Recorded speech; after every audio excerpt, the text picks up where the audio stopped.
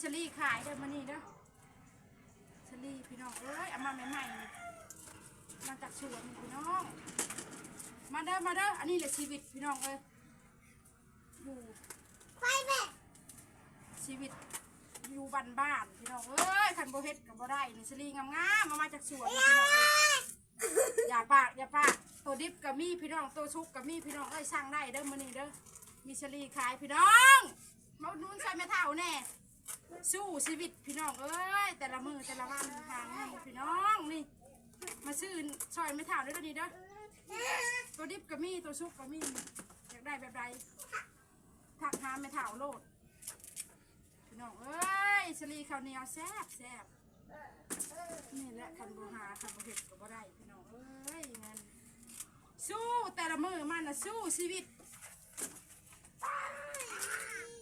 โอ้ยมีอย่างไปครบเอาพอสู้ชีวิตพี่น้องเอ้ยพอละอันหนึ่งนาที